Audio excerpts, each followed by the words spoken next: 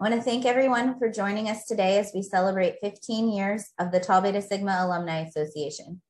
Everyone on our panel today has been instrumental in the formation of where we are today as an organization. Thank you for your continued support of Tau Beta Sigma, your dedication to serving our alumni, and your work to create a space where alumni feel at home. I'll turn it over to Michaela Rhodes and Marisa Archuleta, who will serve as our moderators for today's panel. 15 years of alumni support, a lifetime of service. Hi, everyone. Thank you for joining us today. For the members watching this video, we have former Executive Council's vice chairs and chair people, and we also have our current vice chair and chair, Dave and Thea. So we'll go ahead and get started with our first question. What was one goal that you had during your term as a chair or vice chair? I don't think goals are fair for me because all of my goals got thrown out the window when COVID arrived on our doorstep a couple of months into the biennium. So my goals were keep the organization going, help the LAAs function, and hope that we could have a NatCon 2 years later, and we did. So I met my goal. For me, it was a very different world.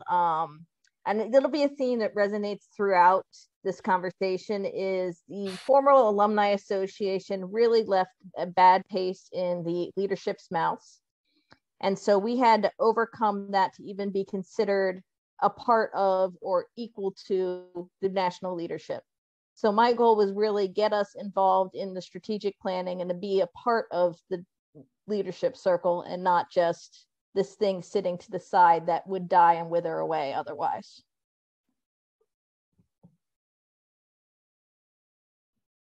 Great, thank you. Katie, do you have anything you'd like to add on? Like Chris said, I was also in a position where I was constantly advocating for the EC and the Alumni Association to have opportunities to kind of stand on our own legs. And one of the ways that I did that was by working with our Kappa Kappa Psi Alumni Association and just working together for our common goal. And then also I was the chair in the biennium leading up to their centennial. So that was a nice opportunity for us to support them as they had their grand celebration. Wonderful. I love to hear that. And how about you, Debbie? So my situation is a little bit different as coming on as the chair as the association just started. As Chris said, there was a need for leadership and a need for the organization to become a part of Tau Beta Sigma and the council and everything like that. And that's really the role that I became. One of the goals that I would say myself and our chair, Chris Vanacore, was to grow the programming of this TBSAA. So we really wanted to have an alumni track for our conventions. And so we spent a lot of time trying to get ourselves in a position where we could get to having an alumni track of our own programming, having different speakers come in, women in music speaker at one of the conventions, and just kind of setting ourselves apart from not just being the alumni, but actually being the alumni association that was an equal partner in, if you want to call it the trifecta of TBS, the board of directors, and TBSAA. So I feel like we were able to accomplish that in a lot of different ways throughout the many, I feel like she and I were together maybe 3 bienniums, but being able to have that and seeing it continue was one of our goals, and I'm happy to see that it's still going on. That's fantastic. Do you remember your first official alumni track? We sold or offered donuts to alumni during our very first convention. We had newsletters every single day at the national convention. She gave out a different schedule of things that we were having going on. Peter Laporta was the person that we brought in because we wanted to also have a professional So he came in, he spoke. We also had another, I remember Amanda brought in a speaker. So it was great. Like we were able to bring in more professional type of speakers for the alumni and seniors going into being an alumni to kind of give them a gauge of what opportunities they could have after college. Definitely. That also led into currently what we do now, which is making sure there's always a professional development workshop. You know, we always have speakers and different events going specifically for our alumni and bringing in the graduating seniors. So you really kind of brought that to not only start it, but to also bring that consistency in throughout the years. And so one of the questions we'd like to go ahead and also ask, and we'll go ahead and start with you, Debbie, since you're already spotlighted, is what is something that you are most proud of during your time on the Executive Council? So my time on the Executive Council was not very long, but for me, it was seeing that we have a lot of leadership that maybe wasn't always developed in the sorority, and the need to continue developing leaders for an alumni association, for counselors, and for us to continue growing what we say we do in Tau Beta Sigma, and how the Alumni Association can be a part of that. Perfect. Does someone else, would they like to speak? You can just go ahead and unmute yourself. I can speak. Perfect. So what I'm most proud of is being able to execute on that goal of becoming part of the strategic vision. Early on, as an alumni association, executive council, we were really kind of hindered. We couldn't do in-person meetings. It was all teleconference, and really they saw no reason for us to attend summer council meeting or winter council meeting. So we really were kind of flying by the seat of our pants. And my goal was to get it so we were there and at the table. And it took a lot of time, a lot of conversation and education to build that rapport with the council and board of trustees. That they had a strategic planning session in Dallas, Texas. And this would have been right before the Memphis Leadership Conference. And they only invited me. The whole committee was not down there. And that was a great disappointment to me. But the great thrill was coming out of that. One of the imperatives was for us to be at the summer and winter meetings. So it started heading down that path of being more of an equal versus being set to the side as this thing that just needs to figure itself out. And I'll harp on in as far as what Chris is saying. When I was the chair, it's when we finally were able to call ourselves not a committee, because coming out of that meeting is when we became the executive council as opposed to the executive committee. And I thought that was a really big step for us at that time. I think one of the things that's really cool from that space, though, is at that time you were fighting for that seat at the table, and now here we are. It's a decade later, and we're going through the strategic planning process again. And as we're going through the strategic planning process, as an alumni association, we have that equal voice at the table.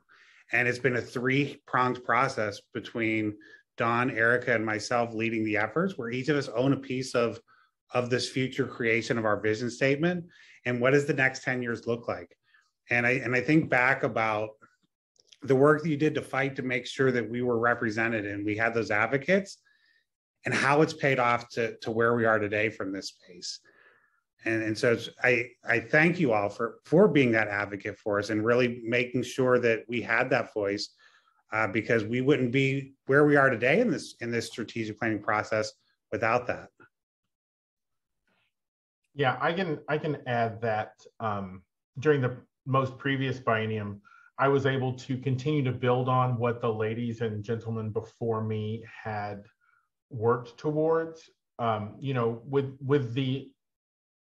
We took on a couple of extra projects. Members of the executive council were utilized to help interact with chapters. We were helping with the virtual ritual scheme that was being used to provide rituals to students virtually. Like we were part of the process. We were part of the discussion. I was part of the discussion of how National Convention was going to roll out from the very beginning, 2 years previous. And we were able to build on the financial success and the membership growth from the previous biennia. When we started the process of looking at how the sorority and fraternity were going to grow with the annex, with a new system for membership reporting, we were able to participate fully based on the size of our membership, and hold our own weight both financially and with other contributions. And it's because of how much my predecessors had worked to build credibility, to build respect, that I benefited, and we were there from day one. And I thank them, and I'm really proud of what we were able to pull off. Our next question was, what was your vision for the TBSAA during your leadership term? I'll start, Michaela. Thank you, Thea.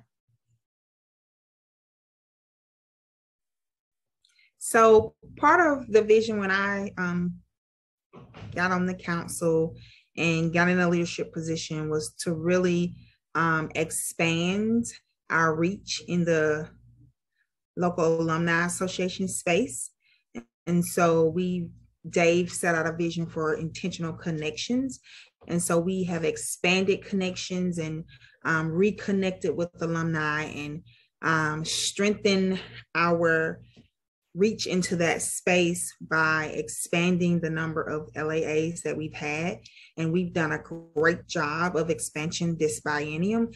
And so just really excited about expanding, because that's what's part of our goal, was to expand LAAs and increase the number of LAAs we have so that our alumni feel connected to those who are near them regionally or who graduated from the same chapter and those kind of things. And so we have really worked hard to meet those goals of expanding the LAA. So one of my visions was expansion of LAAs, and we have really done a great job of accomplishing that. It's been fantastic to see all the LAAs and how they've grown, and even how whenever I was part of an LAA, seeing that grow and develop. Debbie, would you like to talk on this topic of your vision? Again, for me, Chris was the main vision, and Sue, of getting this started. Of course, when it started, we weren't expecting the NAA to go away. And as Sue mentioned, it's done. And then we were stuck with, what are we going to do next? And we had a great group of people that had that focus. Not that this is like a great face, but that's really was my role, was to be the face, the connection. Because of being on the National Council and a Board of Trustees, and people knew me at the time, there was a thought process that there would be some comfort zone as we crossed these barriers, that way we could begin the process of building what we have. And where it's at now is fabulous. It's just amazing.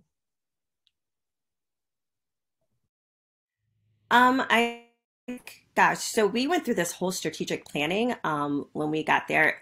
There were so many great opportunities, I must say, when we were in the developmental stages, because I got in probably a month after the National Convention in Orlando. So, and we were at the ground, like, building. So that was, I mean, we just had charter members. I became a charter member at the convention because I was like, all right, cool, here's my money. But so our vision was some degree to just survive, but to have an organization that had just broken away from the brothers and just have something of our own. So just getting more alumni involved and kind of developing what we wanted it to be. So I feel like when we're at the Biltmore, Chris and I spent so much time together, just kind of brainstorming and thinking about what this organization was going to be and what we wanted it to do, and just how involved we want alumni to be. So I think that it was just finding our place getting more alumni involved, partnering with the other two branches. I feel like I'm talking about government, TBS and the board of directors, and providing a very fun opportunity for alumni that was meaningful. So during my first 2 years on the EC, was when we rolled out the initial new structure for our membership levels. And so that was, Chris Foster was an integral part in that. And so something that I saw when I moved into the chairperson role was just getting as many people connected as possible. And so even if that meant bringing them in on the lowest level, once they saw everything they could get out of our group, they would, in theory, move on up to being one of our Gold Star members. And so I was able to continue promoting that whenever I, like what Debbie mentioned, I was the face of the EC. And so I was just constantly saying how we were growing. And I feel like that helped build some of our backing and our rapport and respect that we had amongst the other groups of the national leadership team. One of the things to kind of piggyback off of what Katie was saying there is putting that intentional focus out there on connecting with people and showing them why really paid off for her. It was during Katie's term as chair that we actually had our first biennium with over 500 members. And to see how that has continued to evolve from where we started to then last year with Thea, we created the anniversary tier for our diamond members, and we ended up with over 700 members that year. And so to continue just to see where we started and how every connection we build layers on, and that word of mouth and how it really benefits us all has been really powerful to watch. I would add on that something that I focused on during this previous biennium was a couple of things. One is to do all we can as a national group, meaning the executive council. We only have 6 people, and there is a finite amount of work that can be done by 6 people who are volunteers to push all that we can, and then to support the LAAs to do I don't want to say work, the fun stuff on the ground. The social events, the service events that they do. And so I worked with Dave, and Dave really did a phenomenal job at standardizing a lot of the processes and the documents that we had been building on as we moved from affiliates to LAAs to what we have now. There wasn't always a great amount of knowledge transfer from biennium to biennium. And so that was the biggest thing for me, was to make sure that all of our processes and our forms and everything that our local groups expect would become very standardized, and the format won't necessarily change because there's a new person in the role on the EC, that sort of thing. And I'll hop in also right now. Taking it back to the very beginning, we strived. It was quite an undertaking when you think about what we had to do for after that convention and what we got done in less than 8 months. We had it out there that we had almost 200 people, or a little bit over 200 people in our charter year, which is unbelievable. And one thing that the pride that I feel, and I know Chris feels, and I know Debbie feels too, is the fact that and Chris Foster just alluded to the fact that we're volunteers, and I feel like I've volunteered my entire life to TBS. Well, I kind of have, but that we'll just let that go. But yeah, I pulled out some documents that when I was looking to help in making the history in our history, and I discovered that I had all these charts, and they were Excel spreadsheets. And it was really, when you think about it, even 15 years ago, things were just starting to really be internet oriented. Everything, Excel spreadsheets. I know that's old fashioned stuff for you youngins, but that's what made it go. you know, and there's a pride, and I know that we all feel the same thing, to think of, we came from zero and where are we now, you know, so far along with membership. And I basically did the finance, and Tamara basically did the membership and programs, obviously. I mean, we worked together. We had a lot of coming and going at in the first few years, but it all worked out. So that's just my 2 cents. I love to hear it, Sue. And that's actually a perfect segue. Oh, Krista, do you want to continue? Yeah, just kind of tying it together is, I think the big theme for me was permanence. We were writing this charter. We were doing a lot of the legwork, writing a constitution, and that stuff is boring. Putting a budget together was boring. But we wanted to take that and make sure it lived. And Chris, what you did to keep this thing alive was pretty incredible. So honored to be on this call with you, because you did some incredible work. Yeah, it's always setting those foundations and getting things started. Not everyone has the dedication and the will to push through and get it. And so that y'all guys were able to is truly impressive. And as we lead into this, it actually brings up a very wonderful question that we'd like to ask next is, since your time on the Executive Council, what is one exciting change that you have seen from TBSAA? I'll start. For me, it's the stability and the desire for alumni to come forward and be involved. Alumni have always wanted to be involved, but we've never had a place for them to be involved. And so sometimes it was viewed as they were in the way, and no one's ever in the way when your heart, you know, means well. And we have these people that you see on this session have given hours and hours and blood, sweat, and tears to make the association where it is in these 15 years. And not always getting, you know, the pats on the back. And it's wonderful to see that moving forward. When they went to the gold membership, I thought, oh, what a great idea. And then when they did the Diamond Jubilee, I was like, oh my gosh, that's great. Because we do have to face the fact that it's kind of about raising money. Alumni, that's your outreach. You're outreaching, and it is kind of about money and raising money and helping but that money's helping the organization.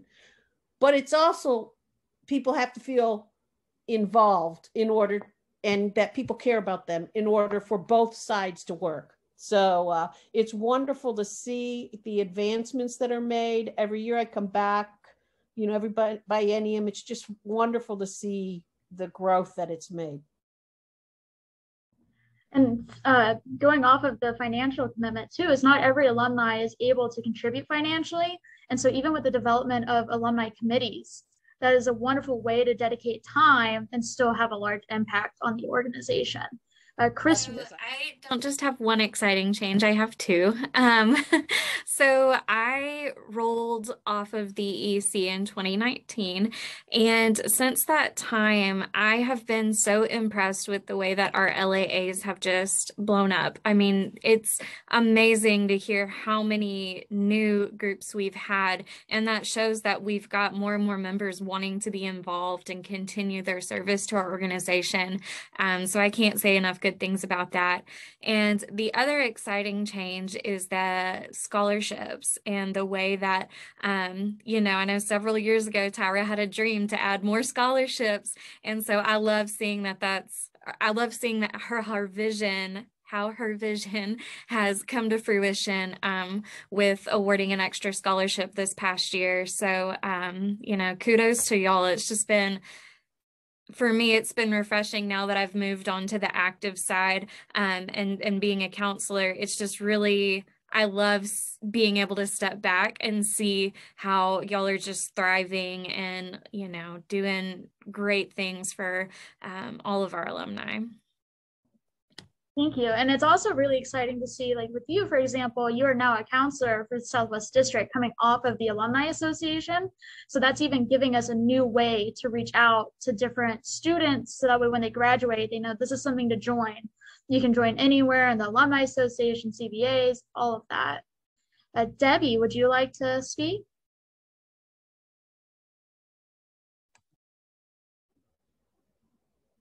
I think the only other thing I'd like to add is, as you talk about that with people wanting to be involved, is that there are only so many opportunities for leadership on the National Council. There's only so many members. There's only so many counselors. There's only so many, spots anywhere.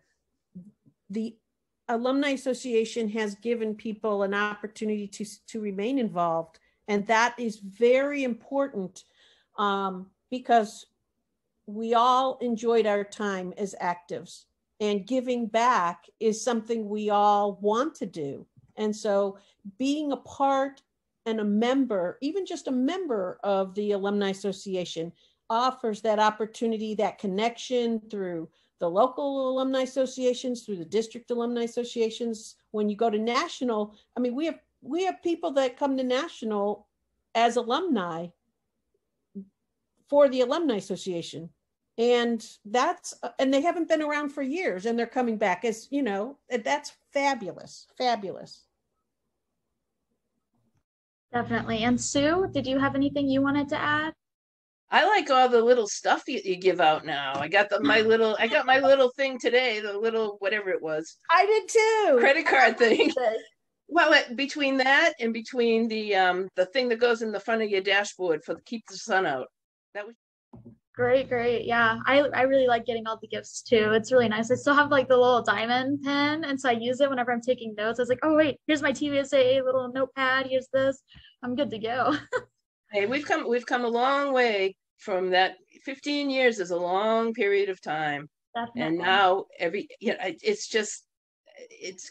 everybody's so much more creative these days. I mean, the innovations that are coming down the road are really cool. So looking forward to more coming down the road.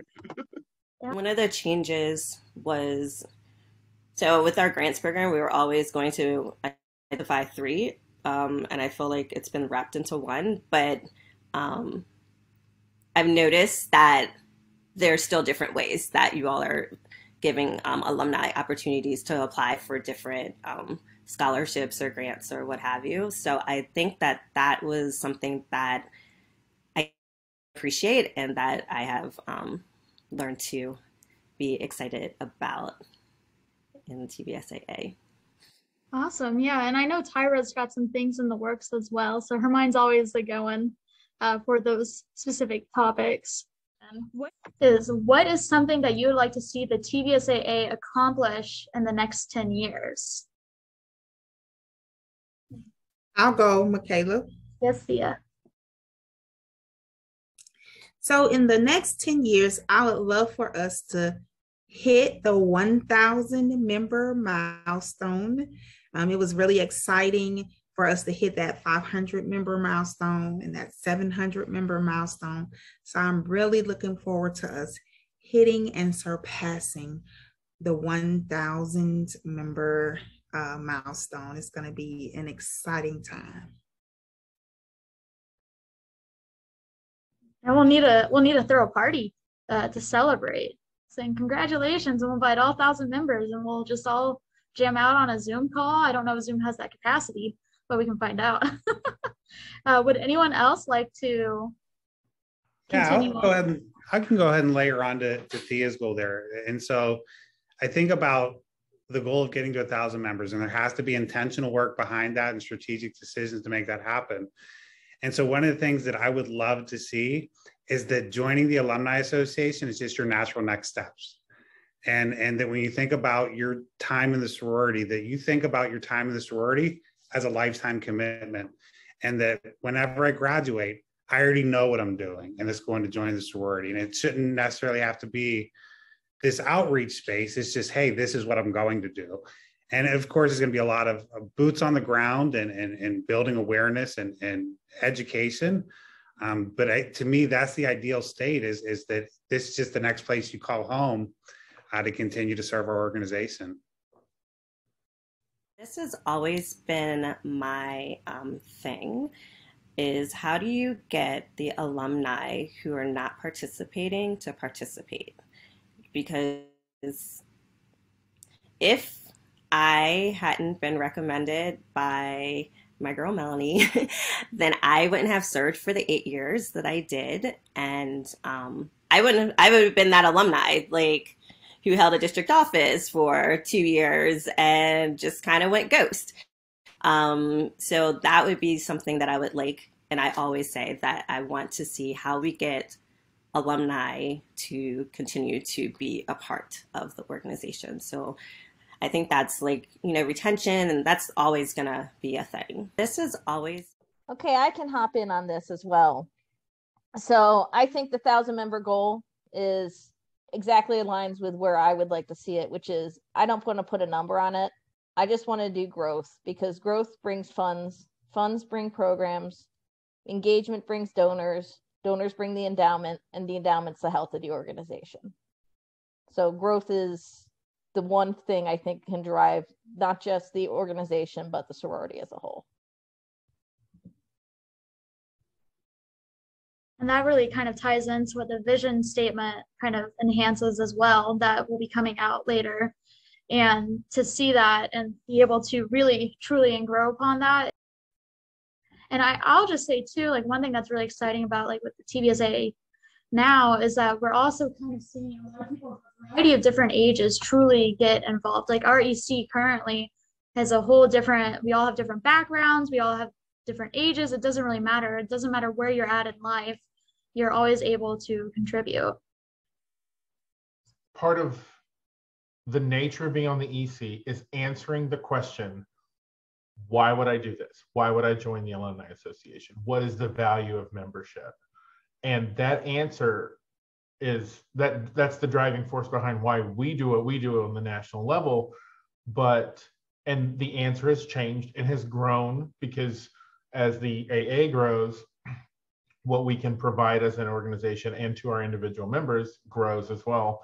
And if I were to wonder like what it would look like in 10 years, that the answer is obvious to everyone all the time. And the only people who are actually asking it are the EC, because that's their job to continue to provide the answer. I'm perfectly fine I was on from 2013 to 2011. I answered that question hundreds of times, and the answer got longer and longer each time, which is great. And I want that to keep happening. And by the time we get to 2032, because that's what we're talking about, people, 2032, everybody will know, because we will continue to expand and answer it all the time. That'll put us right at our 25th, and then who knows, maybe all of us will be on this call again few years. Now we'll go ahead and move on to our direct questions that were given to y'all. And we'll go ahead and start off with Debbie. So after serving on the National Council and Board of Trustees, why was it important to you to serve the Alumni Association? Serving was important because it was a needed role. We needed to have a spot for our alumni, because as Chris said, both Chris's have said, there is something after you graduate, and people always are looking for it, and we need to be able to continue it. It's kind of like your college. Once you graduate, it should be a natural succession for you to become a part of their alumni association, and that's what we are to the national chapter. Great, thank you, Debbie. Chris, you were the first chairperson that had to plan an alumni track at convention. What was your vision for what the alumni track could be? So this was a bit of an adventure, and it's a great story I think we'll find entertaining. So first time we had to sit down and plan convention, we came in with a book of ideas. We want to do this, conquer the world. And the executive director looked me in the eye and said, "You're going to attend the sessions. That's it. So I could say, but we didn't take no as an answer. We did fight and eventually get space for one set of breakouts. Not every set of breakout, but one set of breakouts. We got one room. And then we started saying, well, let's throw things to the wall and see if it sticks. So the executive director came to me with a touring company that would offer tours during our sessions. And we offered those tours because we were told to, but as we hoped, the alumni didn't go on the tours. Instead, we offered a hospitality suite where we have the picture of me carrying meals out to feed the alumni and to build our rapport. We had a newsletter that we published every day. It was the beginning of the Rhapsody. It was actually an everyday at National Convention thing. And then the one other thing that we were able to get to stick was the food in Arizona was extremely expensive. So the members really couldn't afford to have breakfast. So we drove out and brought in Krispy Kreme donuts for every morning, and we gave them to them at cost, and we just bought them out of our pockets. And it really kind of at least helped the members know the alumni were there. Now, 2 years later, we've had that strategic planning session. It was much more of, well, I don't have much space for you guys, but we'll see what we can do. And we were able to have that conversation. The first convention, we brought in a guest speaker. Guest speaker was over dinner. She was terrible, so thankfully she was over dinner. But the next convention, we were able to bring in a guest speaker in partnership with the National Convention and brought in the drummer of Beyonce. I mean, we were able to bring in a hitter, somebody everyone enjoyed, and it was something that we, the association, were able to contribute to. So I think black and white between the first one and the second one. That's amazing. And I feel like we kind of came full circle in a way because we gave a donut wall for the 75th, right? Yeah. Oh, that's really cool. Man, that's awesome.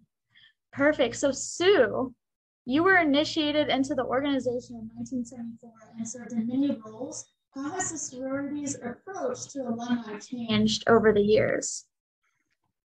Well, in 74, when I was initiated, basically, my chapter at that time was still basically in the toddler phase of its growth. I think I was only in like the six membership class. Okay. I didn't know what alumni were. Who would have thunk back then that I'd be sitting here talking to you all now like I am and not having a clue about how alumni did anything back in the day. It was when I became a counselor, which was in the early 80s, and was appointed to an ad hoc alumni committee with members from KSI. And we actually, it was the first time, I believe, that the two organizations had sent people together. And Michaela, you're going to laugh. One of the gals that was on our committee back then was from Psi. Her name was Carolyn Costley. Okay. We had Psi. My co-chair was Paul Bushmeyer from Rolla. That's all I can't remember his letters or any of that kind of stuff. Kathy Rodefer, Rick Albany, who was the district governor. We actually started the plan. We said it, that was the initial motion for alumni. So then nothing came of it, of course. I traveled on my little way. I watched all the people try to evolve into stuff, and you know, alumni were a mess. It's exactly like Debbie said. You know, there was nobody really wanted to sit down and put the effort in to give them a home, and they evolved into the the National Alumni Association of both groups, and their roles just changed. We've got alumni. I think we have joint alumni groups in all the districts now, right? You know, each district has one, or some have more than one, you know, that kind of thing. So I don't know if that answers your question or not, but, you know, I mean, I've just watched it's really cool. It's like when you watch like your own hometown developing, you know, and you just start seeing all of these changes happening, and you're like, oh my God, I can't believe like we came from here and now we're all the way up here. And it's crazy to see. Now, Marissa, yes. Wait a minute. The one thing I do want to say is it's interesting when I think of myself as an alumni, and the YTBS or YTBSAA, people say that. I don't actually have an answer for that. It just is. I mean, it's been a part of my life for my entire life. Sue, I think that's the correct answer. It just is. It is. Next up, we have Katie. Katie, you were the chairperson during the centennial of Kappa Kappa Psi and worked well with your counterpart. Can you share why joint relations amongst our groups matter? During my time as the chair of the executive council, I was able to work with Daniel Miller. He's in my picture here. And he was the chair of the Kappa Kappa Psi Alumni Board.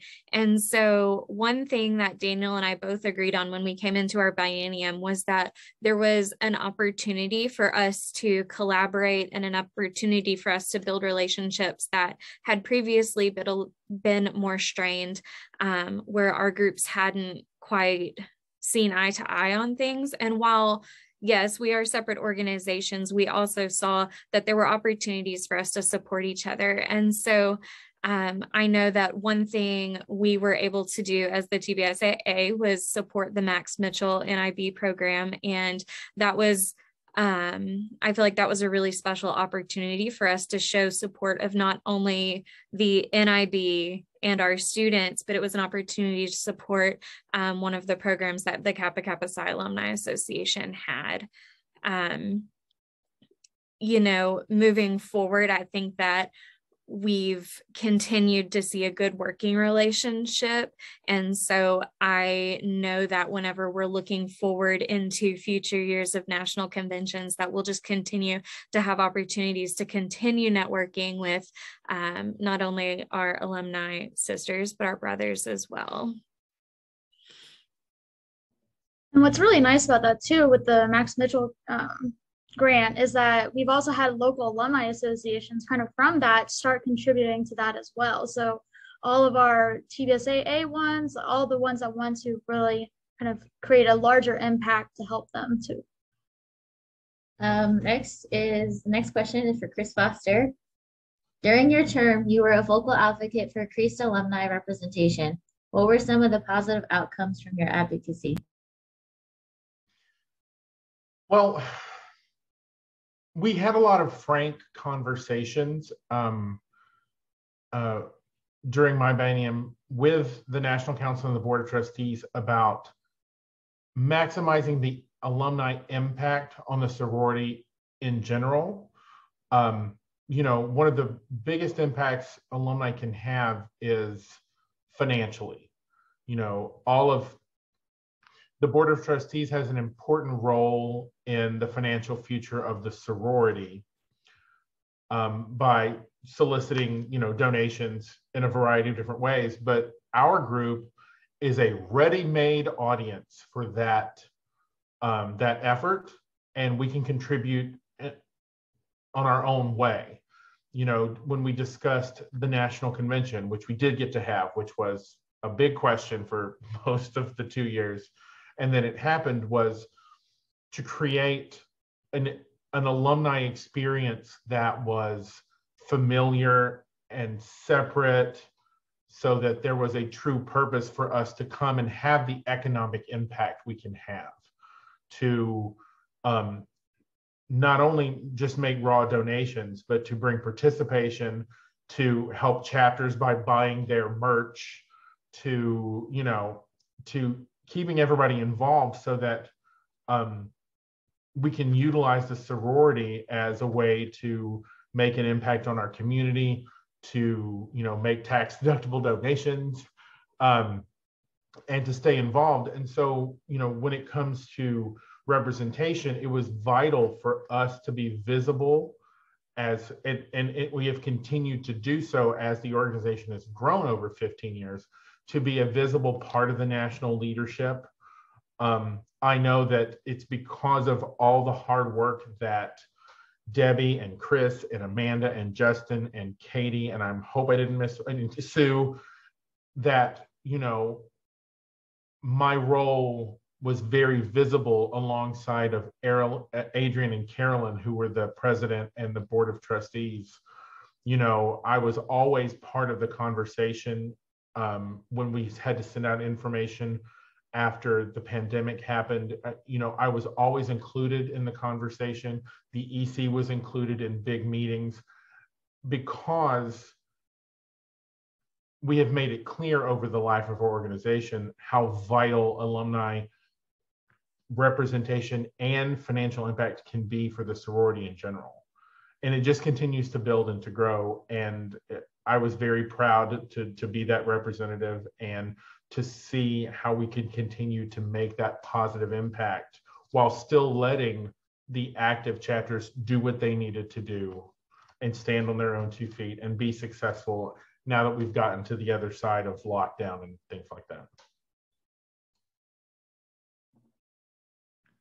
Perfect. Yeah. And like even like this weekend too, the National Council was giving a State of the Sorority overview to the TBS national leadership, and they even invited Dave up to speak about where we're currently at. So even those presidents and everything were able to get that information, get that visibility out there based off the work you've been doing. You always took a bold approach to programs offered by the TBSAA, including the 4-grader band's 5K. Why was it important for you to create a signature program that gave back to the community? So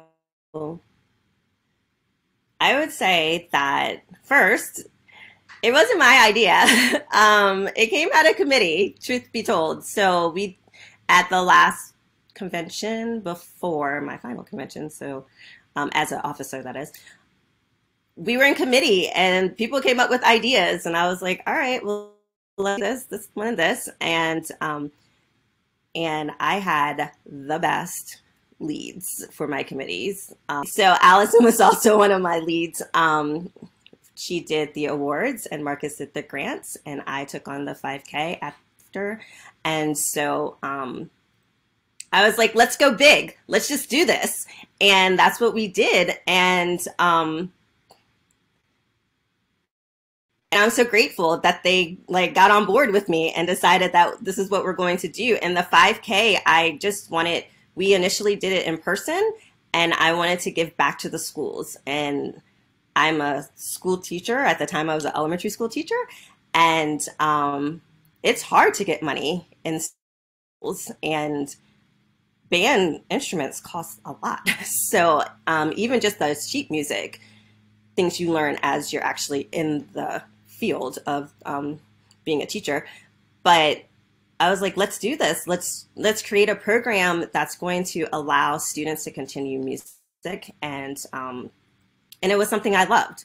I mean, I played an instrument through graduate school. So I just like, music's my love. TBS is my love. Let's encourage all the people we can to also continue to find that same love that I have for music in our schools. So yeah, so we did the 5K and it was a blast. And I'm so excited that it's going, even if it's in a different way, that it's still continuing and we're still making a difference in people's lives through music. That's wonderful. And I do know some of us do walk it. A few years ago that I'm not a runner. So, but yeah, it's really good to see the lasting impact and being able to see the consistency of our programming and seeing the overall impact it's had overall. Absolutely. Yeah. So Dave, that brings us to your question. The sorority is undertaking the initiative to update the Tau Beta Sigma vision statement. What was the alumni role in that process, and how can you see it driving the work of the Alumni Association moving forward? Yeah, it's been a really exciting process. And so going through this process, we've had an equal voice in the table throughout the whole thing. And what's interesting, it was to go back and look at the vision statement that we have. The original place, you can see where the Alumni Association was at that time, because it specifically calls out the Alumni Association in that vision statement. And it was the only group out of the three that was specifically called out as a vital part of our organization. And to the point where we're at today in this process was, we are focused on the entire member experience. And it's not just the 4 years that you're an active student, but how do you continue to be a member and flourish in your career musically, philanthropically, and professionally after you graduate and continue that experience. And so as we were going through the planning process, I've been right alongside my counterparts the entire way. We met in Chicago and had a pre-strategic planning meeting session to talk about how we were going to roll this out. What did this look like? What were the goals that we need to accomplish for all three parts of the organization? And then what was really exciting was when we got to the actual strategic planning session with all three groups, it wasn't just the alumni members talking about that entire member experience. It came out from our national council, it came out from our board of trustees and the executive council.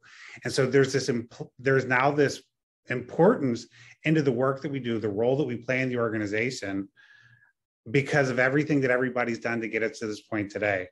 And it's really humbling to think that 15 years in, that we are that equal represented voice. And so when I think about where does that take us for the future, it's continuing to make a difference across the board for our members in those areas, musically, philanthropically, and professionally. And thinking about that, not just in terms of our members as alumni, but what are we doing to build bridges? And so we're even having conversations this weekend about the possibility of programming that bridges the gap between the two, so we increase our visibility with our future alumni. And so the more that we're able to do that and get in those spaces, it strengthens us as that total organization and goes back to Chris's point earlier, because when you see growth is dollars are endowments, and endowments is our future. And it takes all three parts of us working together to be in that space. I'll just chime in one thing on what Dave said that I think it's important to understand, particularly for those of you who served previously in the last 15 years, is that we're getting to the point where everyone on the National Council has spent their entire time as an alumni with the TBSAA existing, and most of the board. But all the National Council, like most of them were graduating right about the time this organization was being founded. And so we're getting to the point where it's just a given. It's nothing new. It's what they've been used to since they graduated. And I think the next 5 to 10 years are going to be tremendous, as Dave was alluding to, because we've really finally gotten to that point where it is seamless and it is, it's just a given. It's part of the organization, and it's what you consider doing after you graduate. Yeah, definitely. And even with our district alumni associations, right, they're starting to give out awards to active students, and they're really trying to make their presence known. I know at one of the conventions I attended at the very beginning, and the leadership, they even had every executive council member in attendance, the district alumni association EC members in attendance. And so it's really nice. So everyone's getting that visibility at different levels. Thea, would you like to go ahead? Your question is, you have served as membership and LAA director, and as well as served as the liaison for the sorority's DEIA efforts. How does your work ensure an inclusive environment that represents our members? Thank you, Michaela. I think part of all of the work that I've done in those spaces is making sure that our sorority is a place where everybody can see themselves, where everybody feels seen, heard, and represented, and making sure that our organization is a place where everybody feels comfortable in being their authentic selves, right? And so in that work with membership and trying to expand the breadth of the type of member we have, spanning from very new alumni to the seasoned alumni who have been here since the beginning, from those alumni at PWI institutions, minority serving institutions, and HBCUs. So making sure that we are trying to reach our membership across the spectrum of those who are represented in our sorority, right? And also in that space with LAAs, making sure that we have regionally, in different areas and chapter-wise, we have a plethora of options for our members to make local and regional connections to those who have things in common with them. So once again, that's adding to the space where everybody feels seen, heard, represented, and have a space where they feel comfortable and feel a part. And then with the work with the DEAI, codifying our values and beliefs around inclusivity, around acceptance, around making our space, our sorority space, be one where everybody can be their best self, where everybody can be their authentic self, and whether, no matter the limitations you have, you can actively participate in our sorority business and feel supported and seen and respected. And so all of the work that I've done has really helped to create those spaces where people feel seen, valued, accepted, respected, and where they can be their authentic selves. And so I look forward to seeing the continued work, our organization as a whole in the alumni space, but as well as that sorority as a whole, where we go with that work in the future to really bring some alumni who have disconnected because of past hurts, bring them back into the fold to let them know we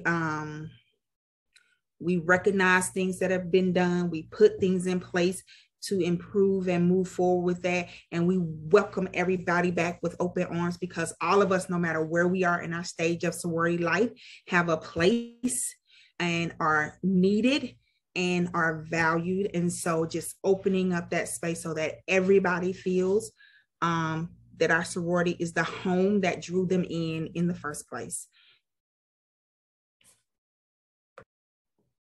Great, thank you.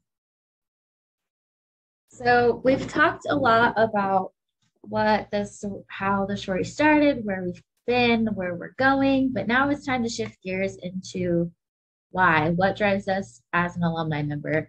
And so for the past year, I've been working really hard about trying to get membership numbers up. What can we do to keep members involved?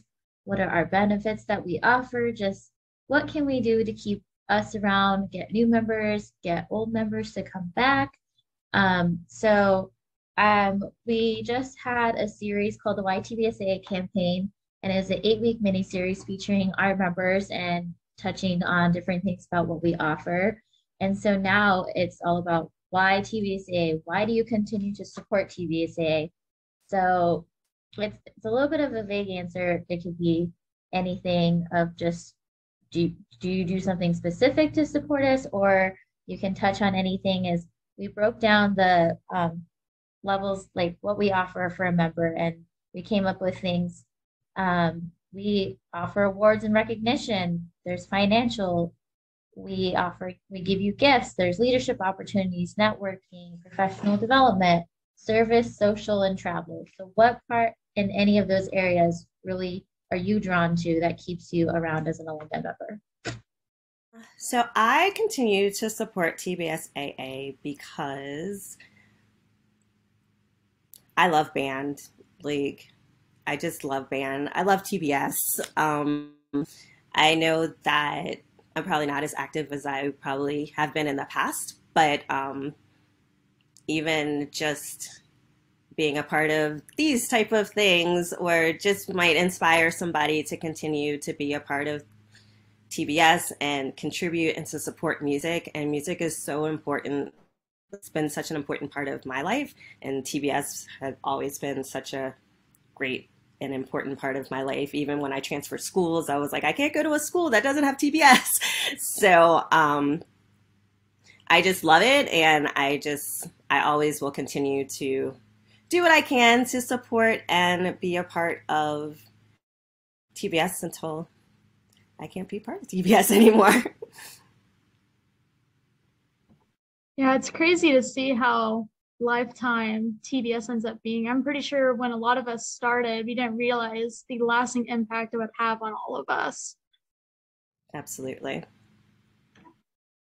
I'll go ahead and speak on that. For me, I was someone that I took a break for TBS to figure out life.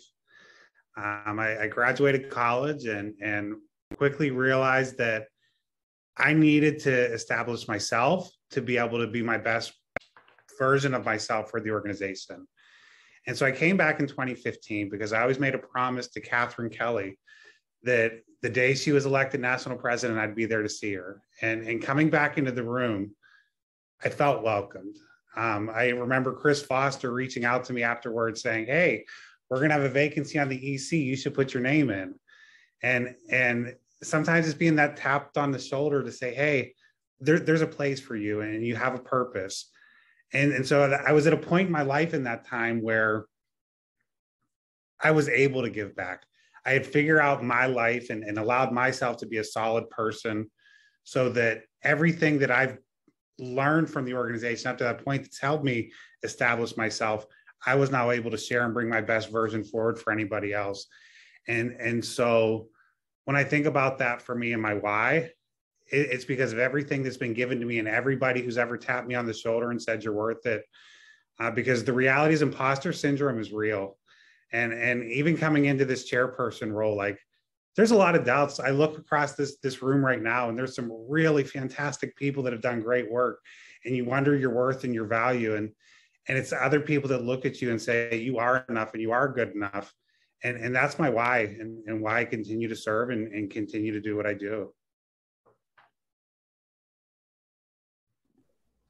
I'll answer. Okay. So for me, the saying with my sisters, I am best, kind of sums up why I continue to serve and why TBSAA. I, like Dave, took a break, life, work, all that. But it was something missing. And for me, that was being around my sisters, being around those who helped shape me, those who made me part of who I am, those who love music and the band's world as much as I do. And so I reconnected with the sorority in 2012. And I didn't take a traditional leadership path. I was never a district officer or anything like that. But I felt it important to serve when I went to convention and they had some vacancies, and hearing all of the EC members, Chris and Tyra and Dave, talk about the work and the importance of the work and the need for people to serve. And I was like, hey, I have time, I have skills, I have ideas, I can serve.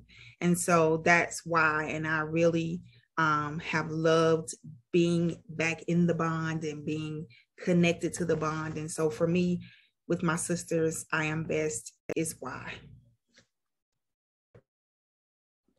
I really want to follow Thea, because when she talked about just a minute ago, you said the traditional path of leadership. And you see, TBSAA officership is part of now that leadership. It is a role. That's years ago, that's what we needed. We needed people to be able to do those things. And Thea's absolutely right. There is a place for everybody. My why, people will say, why did you run for national council? Why were you a district counselor? Why were you on the TBSAA board? Why were you on the board of trustees? I was because somebody asked and said, we need you. And not because I'm Debbie can solve it. I can't solve anything. I don't feel like ever, but with my sisters, as Thea said, I can do my best. And I know I want to contribute, and I know that there is a place for every single person. And just because you graduate, you might find something on the National Council you want to do. You might find TBSAA, but there is a place. And if you go away and then you come back, you find a different perspective, because we're all about this to live our lives.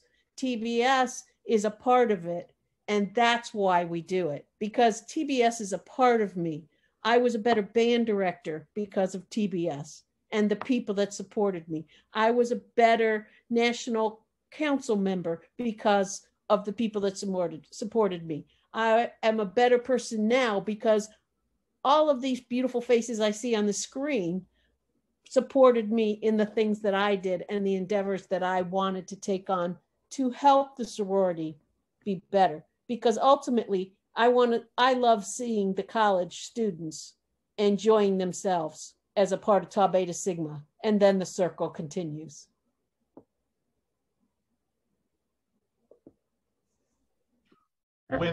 When I was active, we would always talk to our candidates about how to not be upset or envious or angry when different people contributed different amounts.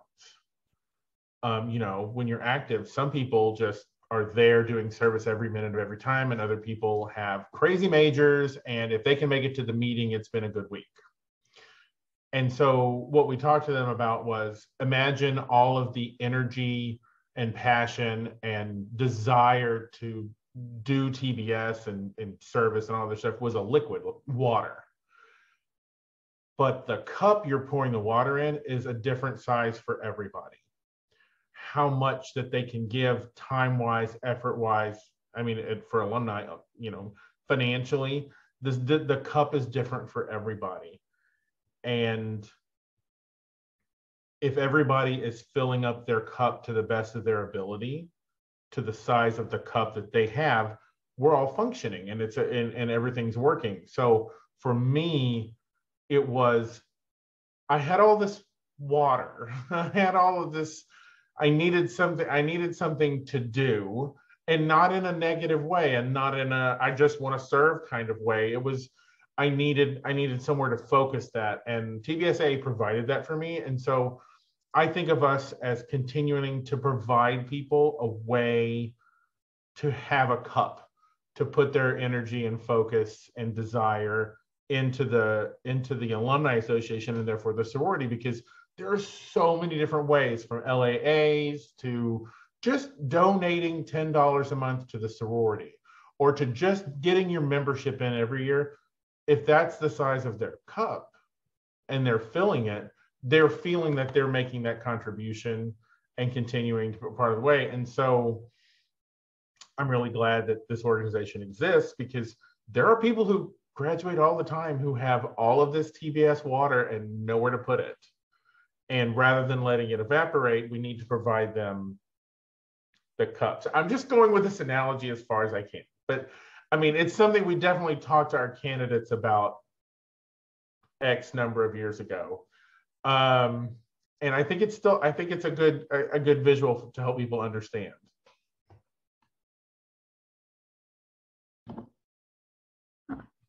Chris, I see you're unmuted. Would you like to? Yes, I'd like to just throw on my thoughts on this too. Is I've been on an interesting path. I started out because of some things in my last senior year, time as a district officer. The year after that, I needed a break. So I managed to take a break for a little while, and then Sue managed to drag me back into the Alumni Association, spent a good amount of time, needed another break. But as an alumni, really, you don't have to be a leader to be a part of the association. It's what fills your cup. I think Chris nailed the head. And what fills your cup, maybe just giving in a little bit of money every year to get your little gadget, or the scholarship program, or the opportunity to help out with the committee once in a while, but not a high stress role like a leadership role would be. Jessica may have gotten her claws into me a little bit this year. But in general, I think we can't forget about the fact that everybody doesn't need to be a leader. That 1,000 people is made up of a lot of people who have the smaller cups that just want to have a little sip.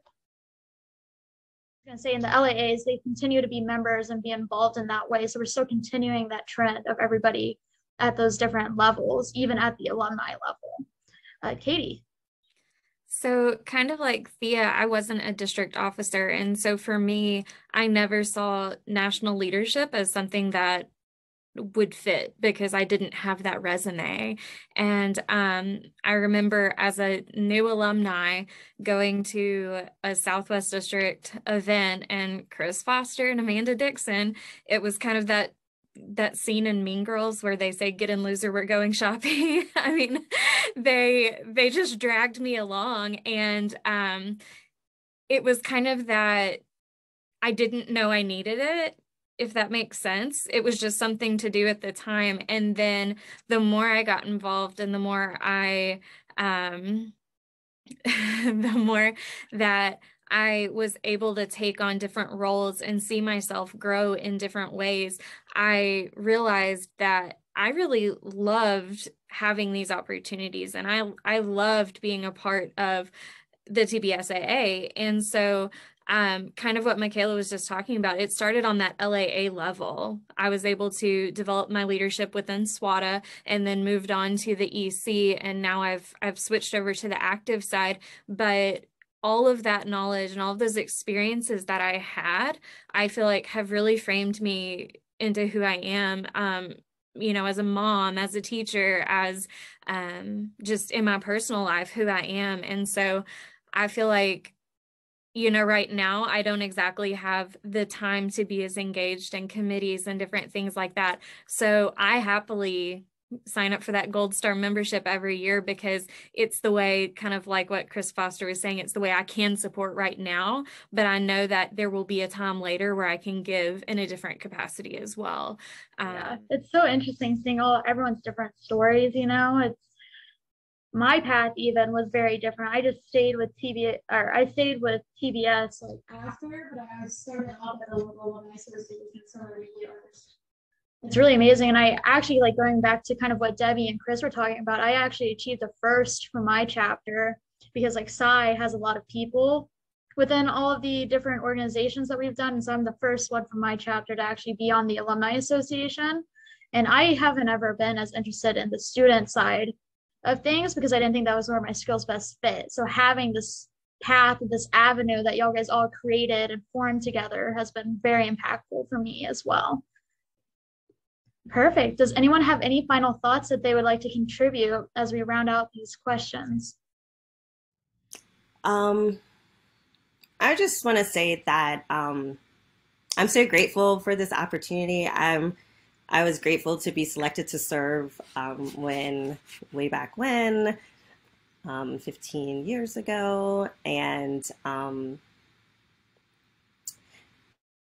it's a privilege, and not everybody has this opportunity. And I've met some long-lasting friends through TBS, especially once I got onto the executive council. And going to convention, I get to see all those friends that I made throughout those years. And it's TBS is a special place, and TBSAA is given us the opportunity to continue to stay connected. So I think that everyone should do it. Like, it's awesome. Great. That was fantastic. And I think too is like what's been really nice is we're seeing a lot more younger involvement as well. And we're getting a whole range is really what we've been seeing. We've got everybody everywhere ready to join and interact, whether at the TBSAA level or the LAA level. It's been fantastic. That's superior. I love it. I do. You guys have brought me to tears. You know, it's really, why TBS, why TBSAA for this right here. All of us sitting here doing this together. And I can't sum it up. You know, I mean, Debbie Baker, I remember when you were in the NIB back in a long time ago. Your Don't very say the first year. Yeah. Don't say the year. I'm not going to give you the year. I remember when you became the district counselor and I was your roommate.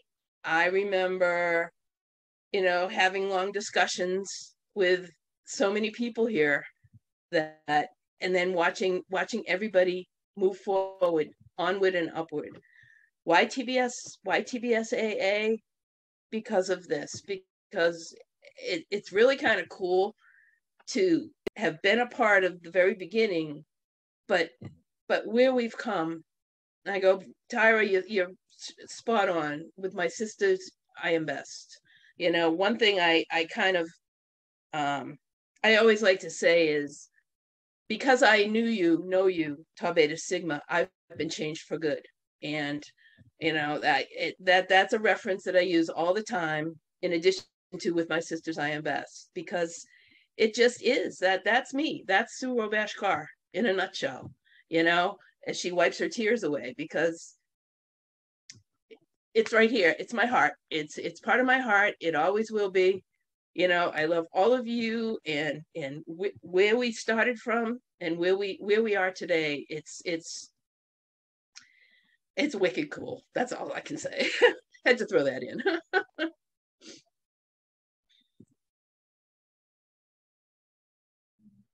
Great. So as we wrap this up, I will pass it over to Tyra, who will provide us our closing comments. Okay, you all were phenomenal. You are amazing. I want to thank our panel guests for their informational knowledge on how it has been serving on the TBSAA Executive Council.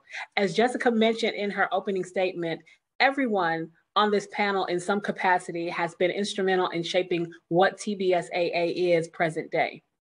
You all have laid a strong foundation in TBSAA reaching our 15th year milestone. And because of your efforts and continued support, we have a solid foundation with our alumni for many, many more years to come.